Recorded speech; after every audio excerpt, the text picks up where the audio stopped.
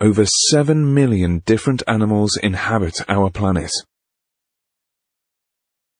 In India, I met farmers whose crops have been literally washed away by historic flooding. In America, I have witnessed unprecedented droughts in California. In Greenland and in the Arctic, I was astonished to see that ancient glaciers are rapidly disappearing well ahead of scientific predictions.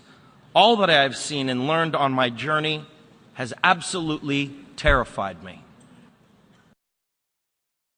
So the question now is whether we will have the courage to act before it's too late. And how we answer will have a profound impact on the world that we leave behind, not just to you, but to your children and to your grandchildren. As a president, as a father, and as an American, I'm here to say we need to act.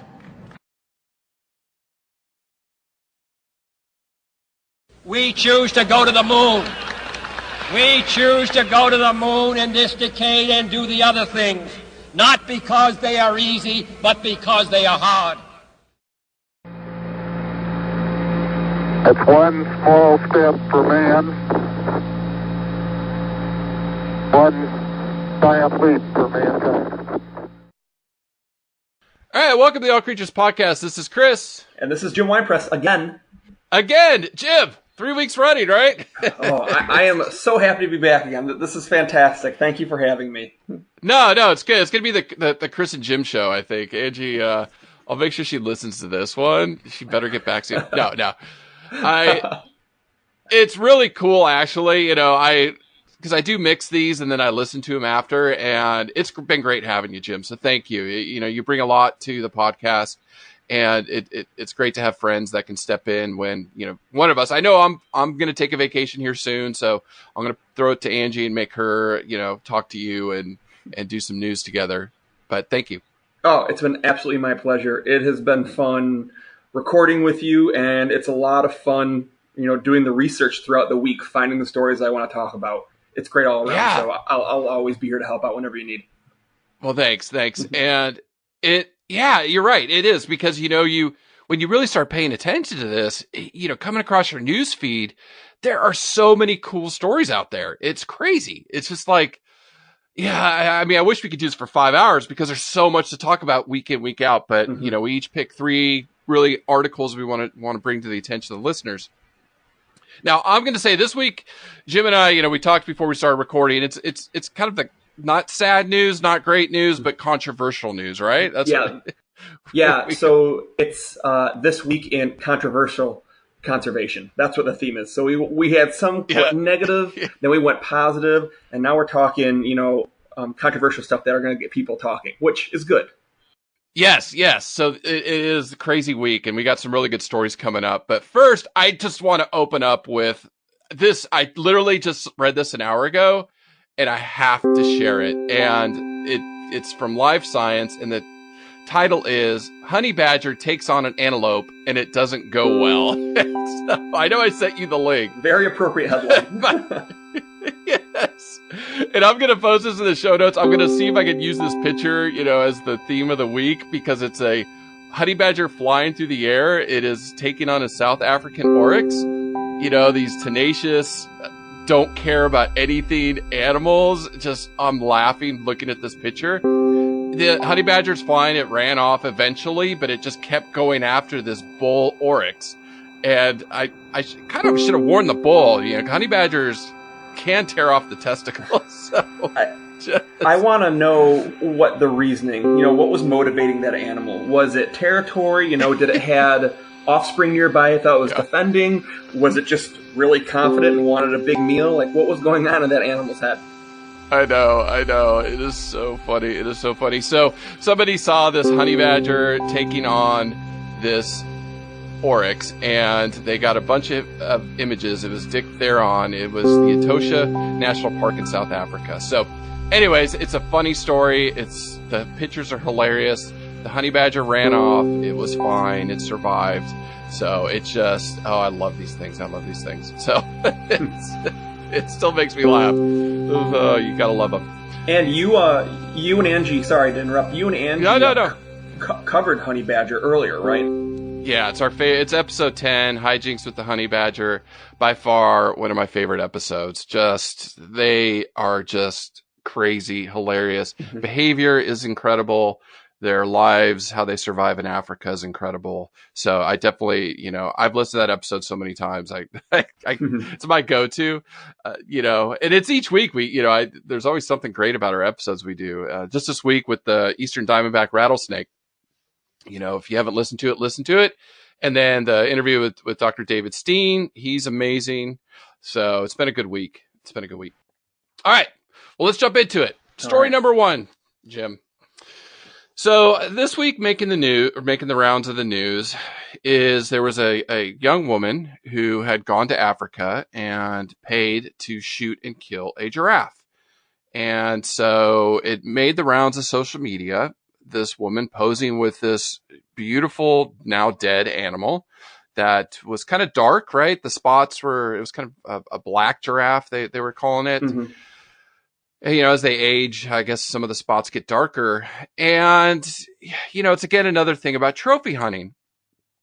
Now, I looked at some threads on the internet, some of the comments, what people were saying, and a lot of people were saying, oh yeah, it's sad. And before I get into all this, Jim, I just want to say the anti-hunting, this isn't an anti-hunting rant.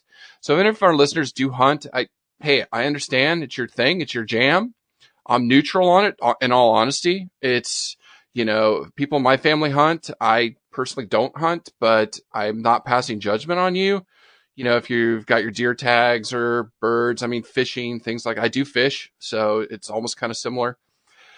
It's just this trophy hunting thing has been something I've wrestled with for years. Even when I was teaching at the zoo in Florida with the students, I would, we'd have discussions about it. And it's something that the idea of paying a premium to shoot an quote unquote excess animal or, a sacrifice, I guess, for the population, in theory, to me sounds okay to an extent. Right. In theory. I still have a problem with the idea of just killing any endangered species. Like, to me, it's just, it makes me really angry. But okay, and the big one was this black rhino hunt that made the news a couple years ago. And even in Radiolab, they had a huge episode on this hunt and how people demonize this guy that bid $300,000 to kill this black rhino,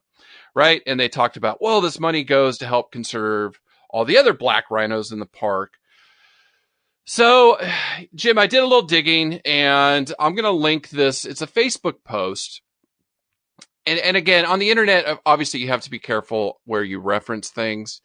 Like with our website, I could post a lot of stuff, and unless I reference it, you want to make sure you're really trusting your news source. And that's why, Angie and I, we always try to reference where we're doing, or I provide links. You can click on the link. Like IUCN, I link all the time.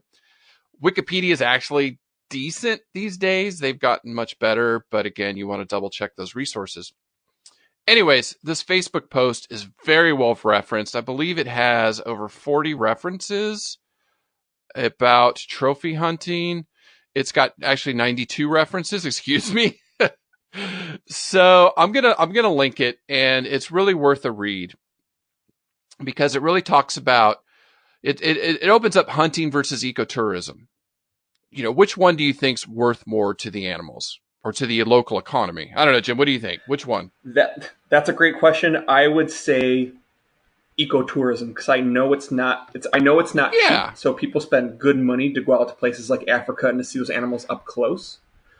And more people are likely to take part in that than go on a trophy hunting trip. Exactly. That's a good point. That's exactly what happened. They talk about the benefits of ecotourism, that it actually brings like 10 to 1 in income. For, a trophy hunt, you're only paying a few people. Most of that, and we're going to get into most of that money does not go back into conservation. It's not regulated, but ecotourism is a major driver of jobs and providing money to the local economy there. People paying to, photograph these animals are paying a lot, and the other thing is hunting is very seasonal. So you bring in, like, you talk about, okay, housing and staying at places and, paying for food and things like that. Hunting's very, a few months out of the year, where ecotourism is every day out of the year, right? So that's a better benefit to the population. Brings in a lot more money. The other thing is, and again, like we said, controversial, but then they go in, really this trophy hunting, they call it the pale male elite. And it's actually run by a lot of rich white Africans, maybe even some Europeans and Americans. It's not the locals there that are running these hunting trips, right? It's this, this South African man that's been doing this for years. He's the one making the money. It's not going into really the local economy like that. A lot of hunting groups are promoting this. Then they're promoting this myth that a lot of this money is going to conservation when it's not. The bottom line is, and to wrap this up, because again, I could spend, like I say, with a lot of this stuff, but I could spend an hour going into it, is go back and listen to Allison Benson's interview about rhino relocation. And I asked her opinion about that. She was there, boots on the ground. She provides amazing insight. This is a woman that lived by herself with rhinos at months on a time, dedicated her life to these animals, a lot of blood, sweat, and tears. And you ask her what she thinks, and she basically summed it up and said a lot of it's corrupt. It's not regulated. There's so many countries in Africa. It's, you go from Botswana to Kenya to Tanzania to South Africa to Zambia. They all have different rules. There's nothing regulating the money. Make sure that money goes back into conservation. So obviously in my opinion, I think most of them it's just a tagline, right? Right, yeah. And if they're saying this goes towards conservation, just like with any other conservation organization, whether they're doing work in the field or, on the grounds of a zoo or an aquarium, I personally want to see measurable metrics. I want to know what money is being used for. So the fact that these organizations or these individuals that are offering these hunting trips are saying, "Oh, don't worry, it goes into conservation." That's a fantastic soundbite, which might please certain people. But what exactly is it doing? When will we see results of this? Where's your accountability? And I did on our website post a blog, I think, in December or something. And I kind of did a write up on it because I'm just really, I was really torn. But then when talking to Allison and looking into it, yeah, it doesn't go to conservation. They say it does. Now, she did say, and I don't remember who she said does it. There is one ranch, I believe in South Africa, that does it right.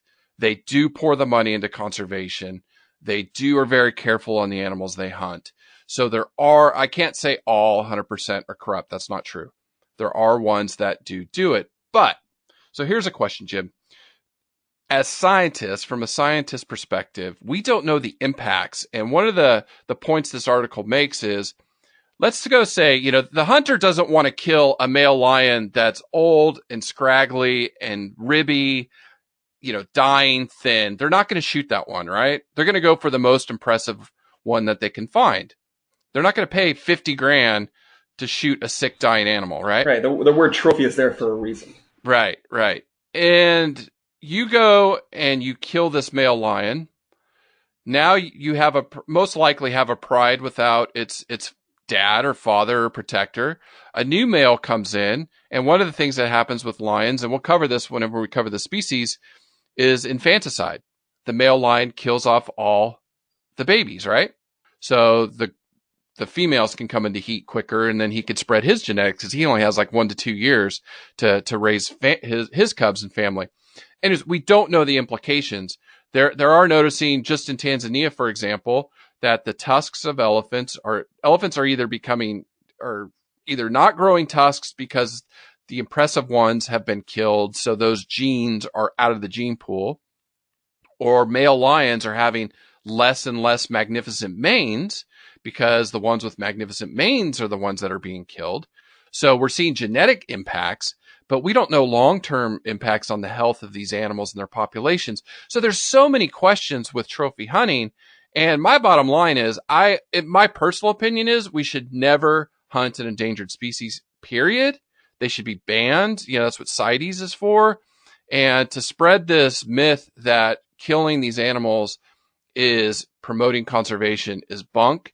I want the proof, like you said, proof in the pudding. Show us where that money's going. Show us that animals are, and the population really is benefiting. So that's my bottom line. It was really irritating this week to see, people perpetuating that myth, and I just wanted to bring it up. I think it's a great point. Yeah, if you're going to take part in a controversial activity in the name of conservation, then make sure and have the science and research behind it to back it up. That's what I'm saying. And that's coming from a person. I eat meat, so I'm obviously okay with hunting. I went fishing with my buddy today. I didn't fish. I just sat there and enjoyed the outdoors. But I'm with you on that. Mm-hmm. Like, back it up, and it's just a real slippery slope of saying one thing, but in reality doing another thing. And then all we have is hunting, trophy hunting. Right. Yeah, I mean, hunting deer, I understand that. I've eaten venison, and I actually liked it. It was good. Venison sausage is delicious. And we've removed a lot of the natural predators. So culling the herd, for deer and things like that makes sense. It's just the reality of what we live in today. My point is going and shooting really predators and this giraffe and elephants and Cape buffalo and some of these other major species just for a trophy, to me, is just, anyways. Right. Yeah. I don't know. Go shoot pictures. Don't shoot bullets, shoot pictures. or, I was thinking, like, can we turn it around and have them shoot, like, tranquilizer darts and knock the animal down? Then they can actually go up and, like, touch it while it's alive and take all their pictures and their selfies and things like that. I don't know. Not ideal, but at least the animal eventually gets up, right? Yes. Something like that I would support. Anyways. All right. So that was my major. The other ones are a little controversial, but won't take quite as long. Well, since you touched upon that, let's talk about something else serious going on in Africa in terms of death. So recently, Kenya's Minister for Tourism and Wildlife announced that the country was going to fast track a law to make the illegal hunting of wildlife a capital offense. And that would mean it would be punishable by the death penalty. So, okay. So I'm not here basically to say I support this or I don't support this. That, just like you said, this could be a 5-hour-long podcast about ethics and this and that. But that's a very intense and strong stance to take on protecting endangered species. And so because you've got, if you go on social media, you'll probably see 1 million people sharing it saying this is fantastic, and 1 million people sharing it saying this is too far. So on top of this statement, it got even more dramatic when CITES, which stands for the Convention on International Trade in Endangered Species of Wild Fauna and Flora, and they're a respected authority on the trade of wildlife, and just all around biodiversity. They retweeted this announcement and paired with it the hashtag serious about wildlife crime. And so by doing this, critics have argued that this world body is endorsing Kenya's policy. They didn't just make up this hashtag for this one situation. The hashtag was actually created 3 years ago by the United Nations Office on Drugs and Crime for the World Wildlife Day campaign. And it said it's time to get serious about wildlife crime. And it was meant to be used as a call to raise awareness about wildlife crime and highlight the critical need to step up efforts in tackling the groups involved. So by kind of pairing those phrases, between an earlier campaign and then this hot topic, it seems as if CITES, it sounds like that they're supporting that. Yeah, and that's a real strong statement to take. So like I said, there have been people coming to the defense of CITES, arguing that retweeting the article can't be taken as an endorsement of Kenya's policy. And then, the other side have said, how could you support this? Saying, oh, these people deserve to die. That's right. It's, we've been doing this, we're going on almost a year now, and with the podcast and thinking globally, looking at wildlife trafficking. I just keep thinking about pangolins, right? Right. So somebody that's poor in Africa knows they can sell a pangolin for, let's say, $100 American. because that's what they end up getting. They don't get the $10,000 or whatever that the animal will finally command. That's the middleman, the sellers, things like that. And you're starving and you're trying to make money for your family. So, I know Angie and I have said it a couple times, like, how do you condemn them to death? It's a tough issue, but it was just last year, wasn't it, Jim, where the largest trafficker in ivory, it was like a Taiwanese woman and man in Kenya. Oh, they arrested them. I'd have to look it back. Maybe I can link the article if I can find it in the show notes. She was like they were the ones running the racket, right? Mm-hmm. So do they deserve the death penalty for that? Because thousands of elephants have died because of them. It's a tough issue.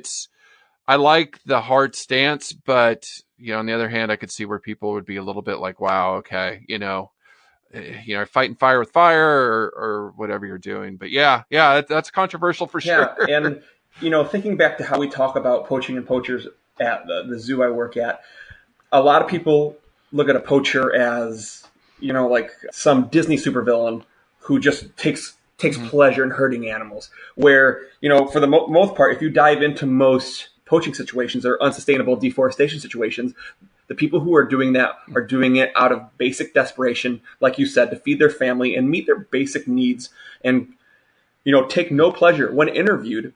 Take no pleasure in doing what they do, but they're going to do what it takes to feed their family, and you can't hold that against them, Right. And a good conservation organization will work with them to provide them with the means to get by and give them incentive to protect that wildlife. So there is a whole lot of that going on.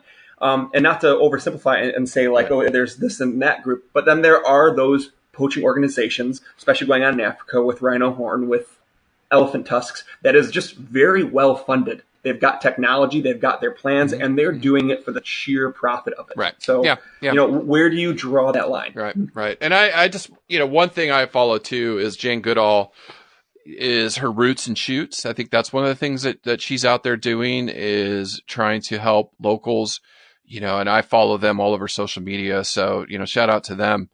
They do a lot of good work in trying to, sustainable agriculture and education and improving communities. So that's a really good organization to support. I should probably try to get someone on that organization on the podcast. But yeah, that's pretty extreme. Well, and then, like I said, I just read this morning, these poachers in South Africa got eaten by lions. So, poor them. When that happens, I'm okay. They're out there. They must know that risk. Anyone who's running around, territories that with lions, you have to know you might come across one. I just feel bad for the lions because I don't want them to go hunt them because they killed humans. That's usually what happens. But, there you go. Yeah, it's just all sorts of issues. Yeah. It's the Cape Buffalo I'm rooting for. They've mauled more hunters than anybody. All right. So keep it on this controversial. This one, again, all this hunting of wildlife. So this one I had to bring up. And it would have trumped the other one if it wasn't making such a big thing with that giraffe picture. But the headline is Interior Department plans to let people kill endangered red wolves. And I know we just did the red wolves a little bit over a month ago. We interviewed Autumn Lindy from the Science Museum there in North Carolina. These animals were reintroduced, it's been a 30-year effort to reintroduce them into North Carolina. And there's a lot of politics involved because private landowners don't want red wolves. People are scared to death of red wolves, which is mind-boggling. And so the Interior Department, with all this deregulation that's going around the United States right now, wants to allow private landowners to kill the wolves that come onto their property. So it's part of the politics that's going on there.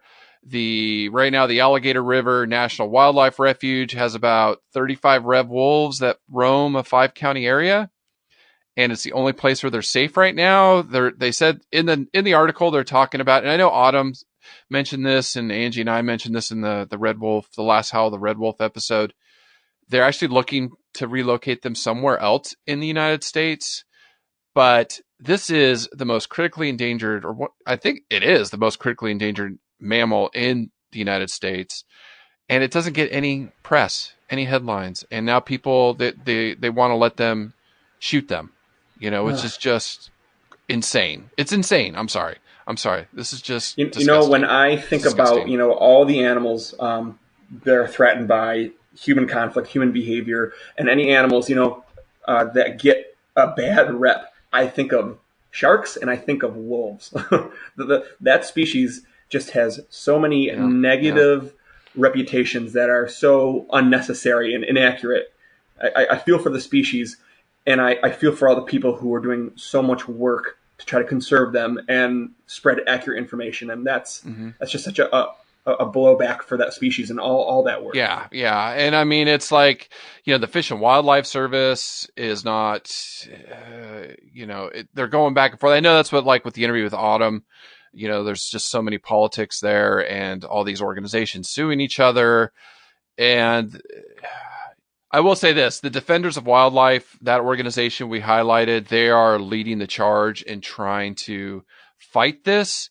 There's Save the Red Wolf as a foundation, the Wildlands Network. There's a bunch of them that are fighting this in court, but it's just, I don't know, Jim. I mean, sometimes I'm thankful I'm in New Zealand when I see what's going on back home. The politics of it, deregulating clean water, deregulating protections for animals, deregulating protections for our national treasures is just, it's insane. It's insanity. I'm sorry. I agree. I had the opportunity to work with this species a little bit, and these are not aggressive large carnivores that we should be afraid of. They're small, and if you use the most basic common sense in your behavior around your house with your pets, with your belongings, they will not be any threat to you or anything you're involved with. I know. It's maddening. It's maddening, but education, right? That's why we do what you and I do. It's education. Get the information out there. All right. So what's your next? Anything controversial? I don't think so. I think your next one's actually pretty good. No. I got that right out of the way. So we're going to talk about some really cool technology right now that is being utilized by NOAA, the National Oceanic and Atmospheric Administration. And they are about to send out a flotilla of sail drones to the Arctic and Pacific for several Earth science missions. So since 2014, NOAA has been partnering with this organization called Saildrone Inc. And I'm looking at a photo of a sail drone right now, and it's exactly what it sounds like. It looks like it's this red. Let me bring this up real quick. It looks like a little red kayak with a red thick sail on top, and they're completely unmanned, and they are powered by wind and solar panels. So using some really cool, great renewable energy resources. And they are getting ready to launch 11 of these unmanned sailing vehicles. So NOAA and Saildrone are preparing to launch out the first batch of these 11 unmanned sailing vehicles this week as part of NOAA's expanding use of cutting-edge technology to advance fisheries, weather, and climate science. And they've already done this a little bit. And these vessels have traveled about 50,000 miles on different NOAA missions, and that's about twice the distance it takes to circumnavigate the Earth. So that's crazy. That shows that these are reliable and they're durable if they can take on the ocean and travel that distance. And there are about 18 sensors on each drone, and they're capable of collecting measurements such as air and water temp, wave height, salinity, carbon dioxide concentration, and fish abundance, and the presence of other marine mammals. And so they've got... That's awesome. Yeah, it's really cool. It's just neat seeing this new technology use the science, because these vehicles will be able to go places and stay there for a certain amount of time that, a manned boat just can't go. So this is really cool. Right. They've got 3 goals. The first one is to gain a better understanding of West Coast fisheries. They'll be taking fish acoustic surveys, which is really neat. So they're going to be collecting data by using a sensor that uses sound waves that bounce off the backs of fish to record the abundance of fish. That is just such a really cool way to figure out what's going on under the waves. That's cool. Yeah. They're going to be studying the populations of sardines, anchovies, and hake. And they're one of the most valuable fisheries on the West Coast. And if it's successful, because they're going to compare the data collected from these sail drones to previous missions, they're going to see if using these sail drones can improve the efficiency and accuracy of fish stock estimates. And then they can use that data as a way to create and enforce policies and decision-making in terms of fishing rules and limits. So very cool using science and data to make informed decisions about how we utilize our fishery stocks, because everyone loves seafood, which you and I have talked about in previous pods. It's also going to be monitoring change in the Arctic. So one thing that everyone is concerned about is, with there being less ice, there's going to be more open water. People are really interested in how this ecosystem is going to be impacted by this new human presence. And they're going to be studying the effect of ocean acidification on marine species, as well as the distribution of another important fish food for us, Arctic cod. And then, those other animals that inhabit those areas, so many different species of seabird, some of my favorite ringed seals, narwhals, and belugas. Lastly, they're going to be tracking weather in the tropical Pacific. So the two sail drones, because they have these all divided on their own missions, they'll be gliding about 2,000 miles to the tropic Pacific Ocean, and they're going to survey ocean and atmospheric data, including changes in ocean temperatures and ocean carbon dioxide concentrations. So really getting a lot of valuable measurements on what's going on. Yeah, NOAA's awesome. They do such great work. They just, and again, talking about what's going on in the United States, their budgets are getting slashed, and they do such important work. If you're, and I honestly, it's probably minuscule. Our listeners on the podcast maybe don't believe in climate change. I probably hope to think none of our listeners do. I don't know if you do. If you don't believe in climate change, it's happening. Please look into it. Look into the science, because it's there. And I would think the United States would want to answer that question once and for all. Why? Yeah, we know it's all political. It's political theater, and it's playing off people's fears. Climate change is a real thing. It's happening. So this is awesome that they're going to go out and collect more data to help us understand what's going on. So yeah, bravo to them. Yeah. Yeah. Cool. All right. Well, let me go to a controversial. This one's a little controversial, but things are looking up in the States. It's a little progressive, and that's with talking a little bit about marijuana in California. So the news isn't good for animals per se, and this headline is: sprawling marijuana farms are driving this adorable little creature to extinction. So, again, not an anti-MJ rant. It's just how things change, and it has impacts on the ecology. So what's going on? So California, with their legislation again, promoting marijuana, I guess, or lessening, relaxing, allowing the sale of marijuana. You were seeing marijuana farms, popping up all over the place. Well, with that is in Humboldt County in California, which is beautiful. It's kind of like the hippie area of California. I mean, there's a lot of hippie areas in California, but up on, the northern part of the state, in the mountains and the trees, there is the Humboldt marten. So it's a subspecies of the American marten. So it's a mustelid, kind of like a small weasel. And they, their habitat, obviously California is just huge country, or huge state where a lot of people live. So their habitat's been shrinking. So this Humboldt marten, they kind of describe it like a honey badger. Which is funny. We opened up talking about the honey badger, that they actually will go in and, get into bees and eat the honey, and they're tough, and they're tough little guys. They are heading towards the endangered species list because they think there's about 100 of them left, 100 to 200 of them left. And it's a subspecies of the American marten. Anyways, these farms are using rat bait or rat poison because mice and rats go in and chew on their equipment. Their pipes and things like that they use to help grow these plants. Now, the martens turn around, or the Humboldt martens turn around and eat the rat and mice, And so this anticoagulant poison that are in the rat and mice blood, now the martens get it and they die. So it's really knocked down the population there. This population's heading towards extinction.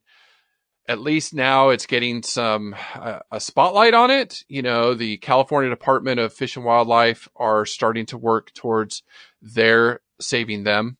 So now that at least they're aware of it. So that's the good news and I imagine cannabis growers, a lot of them, probably are surprised or would be against, these animals dying. So I don't know. They just, to me, it just seems like a lot of, I don't know, maybe big business is getting into it now, but it just seems like they would really care about the environment and grow their crops without killing off the wildlife. It would be nice, but, this poor little marten, I'm going to keep my eyes on it because it's so cute. And I'll link this in the show notes.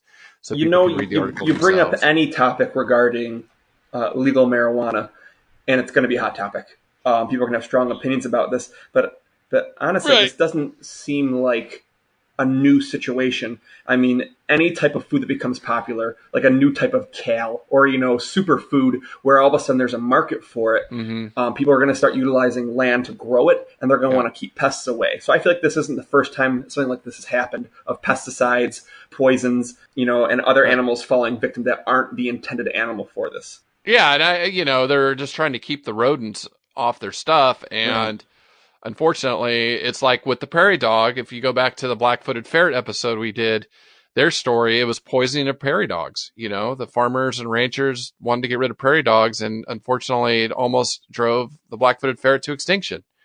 This is kind of a similar situation. Now, we did bring the black-footed ferret back. I mean, they still have a lot of challenges, pretty inbred, things like that. But thankfully, from 15 to a couple thousand today, so as long as we keep being aware of this stuff, and we can hopefully have these populations rebound.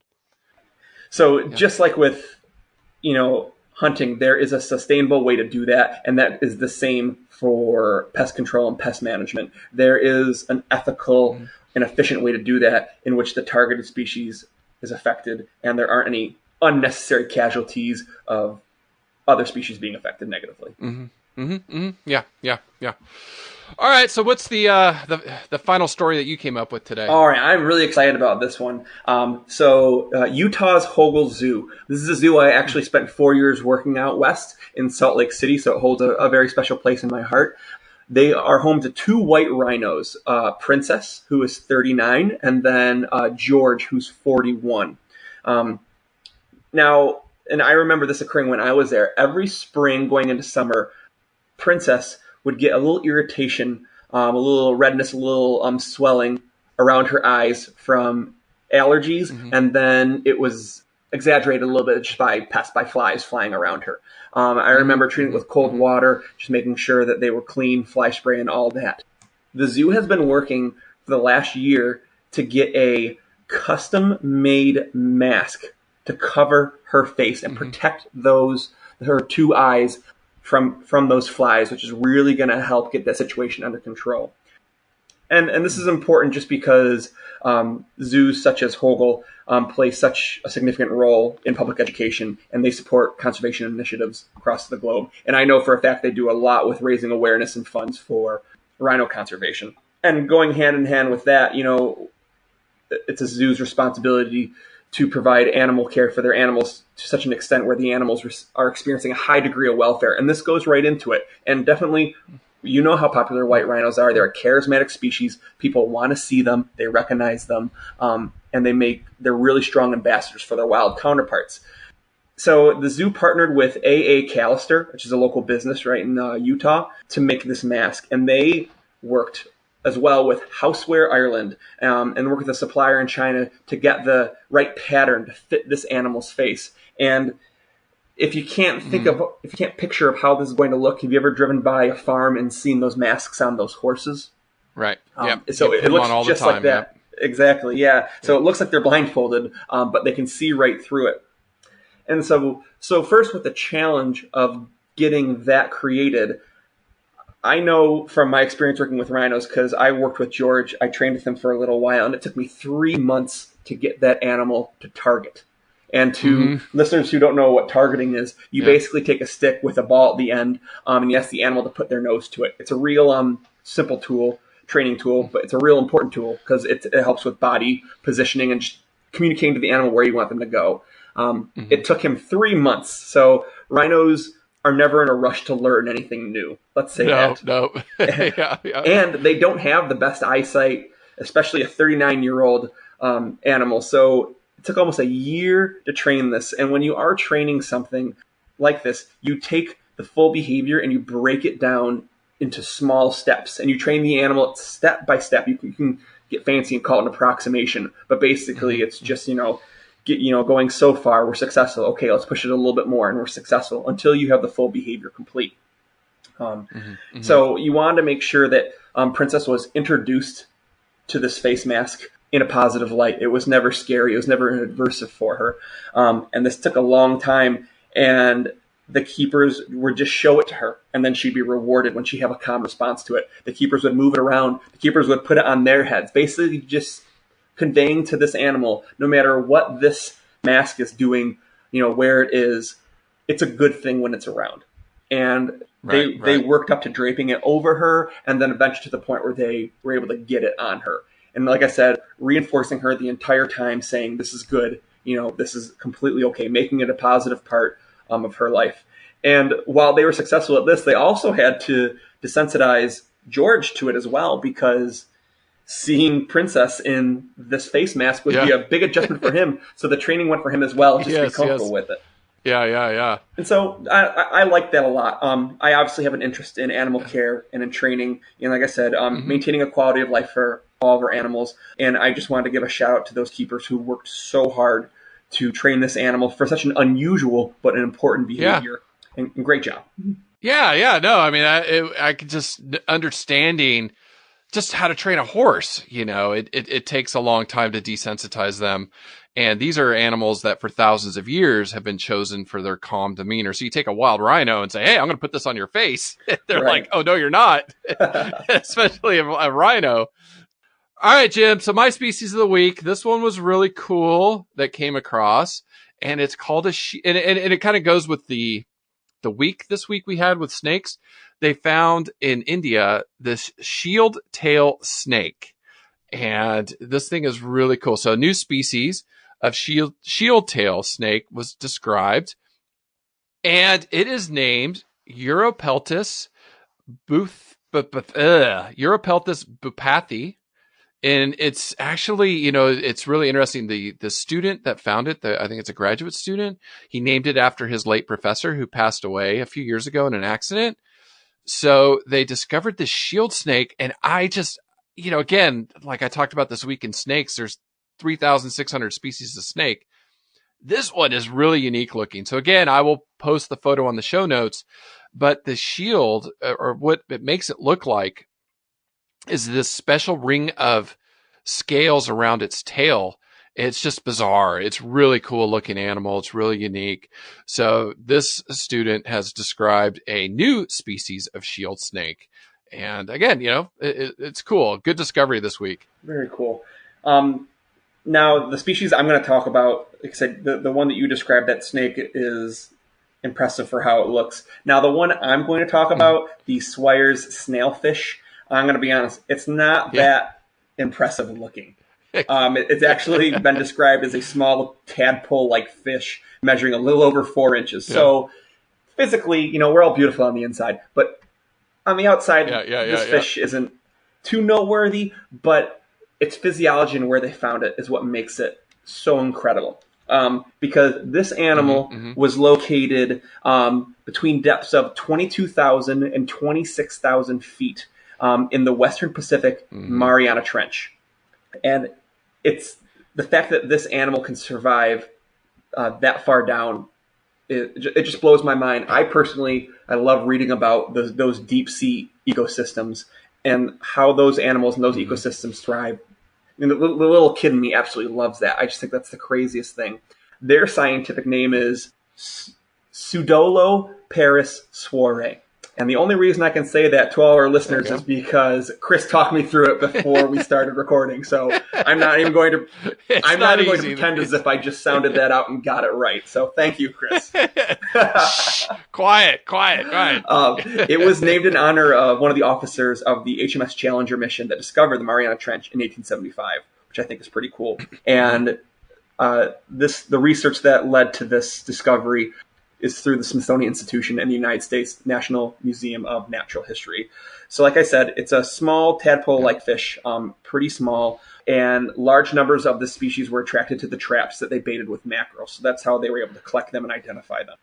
Despite its tiny size, crazy, it appears, as far as they know, to be one of the top predators in the community that it lives in the deep sea. It just shows you that I mean, as of right now, there's always more to discover, but they're not seeing anything thriving and surviving down this deep. So, you know, the 4-inch long fish is the apex predator of this ecosystem. No, it's just, you think about it's just that life finds a way, right? You know, there we go, Jurassic Park again. It's, you know, that's why I think, you know, when we finally travel, like I do some astronomy as an amateur, and, you know, we're going to find things elsewhere in some of these extreme environments that it's not going to, you know, I'm not saying there's aliens like us walking around. I don't know. But, you know, I think, you know, the moons of Saturn, there may be microbial life, because we're finding in the depths of the ocean with no sunlight and life, right? This fish lives and thrives down there, and they live off the energy or the heat vents, things like that. So anyways, as a scientist, it's fascinating. It's really fascinating. Yeah. Cool stuff. Yeah, that's really great. All right, Jim. Well, it was a interesting week. Not too sad, not too happy, but there's a lot to talk about. Yeah, we hope our listeners have a lot of research to do. Come to your own opinions and perspective on things. Just happy to get that information out. Yeah.